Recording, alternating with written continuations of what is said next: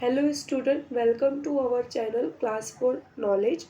आज की इस वीडियो में हम cell the unit of life की समरी पढ़ने वाले हैं। मैं आपको बता दूं कि हम इस चैनल पर अपनी समरी सीरीज़ स्टार्ट कर रहे हैं।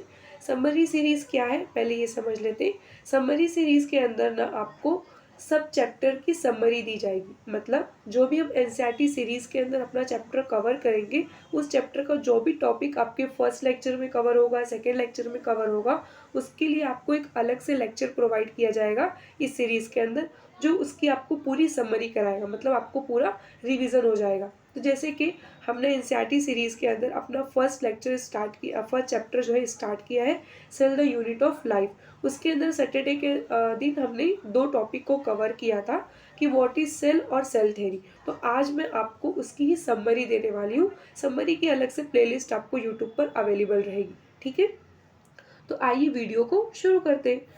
तो cell the unit of life हमारा चैप्टर है, इसकी समरी हमें देखनी है। उस दिन हमने क्या पढ़ा था कि व्हाट इज सेल और सेल थ्योरी क्या होती है। तो सबसे पहले हम समझ लेते हैं यहाँ पर सेल क्या है। Cell is the fundamental structural and functional unit of life. Cell जो है फंडामेंटल स्ट्रक्चरल और फंक्शनल यूनिट है किसकी, लाइफ की।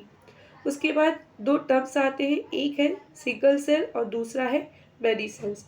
अगर कोई ऑर्गेनिज्म सिंगल सेल है तो उसे हम यूनिसेलुलर बोलेंगे, और अगर किसी ऑर्गेनिज्म के अंदर मल्टीपल सेल्स हैं, मैनी सेल्स हैं, तो उसे हम मल्टी सेलुलर बोलेंगे। ओके, उसके बाद हम देखते हैं अपना यूनिसेलुलर की क्या फीचर्स होती है। तो यूनिसेलुलर ऑर्गेनिज्म जो होते हैं वो कैपेबल होते हैं इंडिपेंडेंट एग्जिस्टेंस के लिए और performing essential function of life के लिए।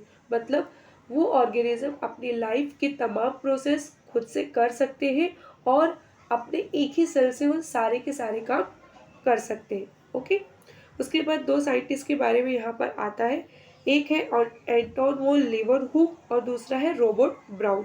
तो सबसे पहले डिस्क्राइब किसने किया था लाइफ सेल को और किसने देखा था, तो उसका क्रेडिट जाता है एंटोन वॉन लेवरहुक को। जबकि न्यूक्लियस को डिस्कवर किसने किया था, तो न्यूक्लियस को डिस्कवर किया था रॉबर्ट ब्राउन ने। इसके बाद अपना स्टार्ट होता है सेल थ्योरी। ओके, तो सेल थ्योरी के अंदर हमारे पास सबसे पहले जो साइंटिस्ट का नाम आता है वो किसका है, मैथियस शिल्डर का, जिन्होंने 1838 में ये बताया कि जितने भी प्लांट होते हैं वो सब के सब किससे बने होते हैं, आपके डिफरेंट काइंड ऑफ सेल से बने होते हैं। जितने भी प्लांट होते हैं ना वो कंपोज होते हैं किससे, डिफरेंट काइंड ऑफ सेल से। ओके, और ये कहाँ के रहने वाले थे, जर्मन के रहने वाले थे।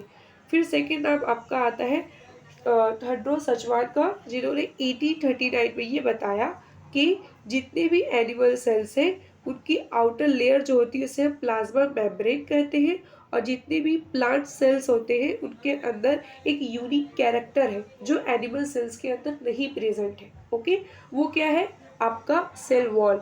सेल वॉल जो होती है ना वो सिर्फ और सिर्फ एनिमल सेल्स के अंदर जो है एक तरीके से अपसेट आप कह सकते हो, या फिर ये समझो कि सिर्फ प्लांट सेल के अंदर ही प्रेजेंट होती है। एनिमल सेल्स के अंदर जो आउटर लेयर होती है वो प्लाज्मा मेम्ब्रेन होती है, सेल वॉल नहीं होती है।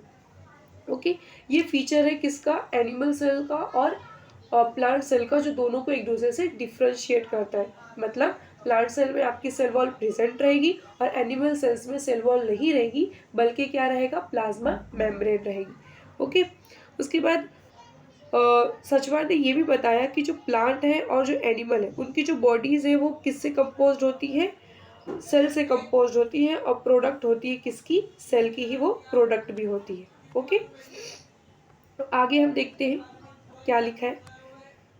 शिल्डर और सचवान ने जो है सेल थ्योरी को फॉर्मुलेटेड किया था, मतलब बताया था। फॉर्मुलेट किसने किया था सेल थ्योरी को, शिल्डर और सचवान ने। इसका क्रेडिट इनको जाता है। अगर क्वेश्चन आता है एग्जाम में कि सेल थ्योरी किसने दिया, तो सेल थ्योरी को देने वाले थे शिल्डन और सचवान। उसके बाद नाम आता है रोडोल्फ विचरो का। 1855 में इन्होंने बताया कि सेल जो है डिवाइड होते हैं और न्यू सेल्स फॉर्म होते हैं, जो कि पहले से प्रेजेंट सेल है उनसे फॉर्म होते हैं। ओके, मतलब शिल्डर और सचवान ने सिर्फ सेल थ्योरी दे दी। ठीक है, उनकी जो सेल थ्योरी थी ना वो ये नहीं बता सकती थी, ये देखो, उनकी जो सेल थ्योरी थी वो ये एक्सप्लेन नहीं कर सकती थी कि न्यू सेल कैसे फॉर्म होते।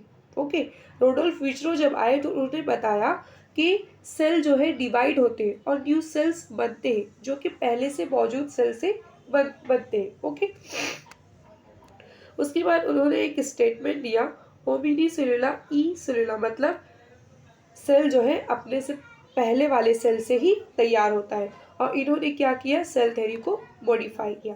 तो आज हमें सेल थ्योरी से क्या समझ में आता है, तो सबसे पहले all living organism are composed of cells and product of cells. जितने भी लिविंग ऑर्गेनिज्म है सबके सब सेल से बने हैं और सेल के ही प्रोडक्ट हैं।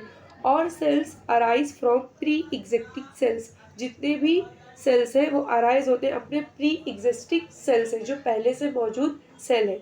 ओके, उम्मीद करती हूँ आपको ये पूरा समझ में आ गया होगा। आगे आपको किस टॉपिक पे लेक्चर चाहिए या वीडियो चाहिए आप कमेंट करके ज़रूर बताएं। हमारे इस चैनल को लाइक, सब्सक्राइब और शेयर करना ना भूलें। Thanks for watching.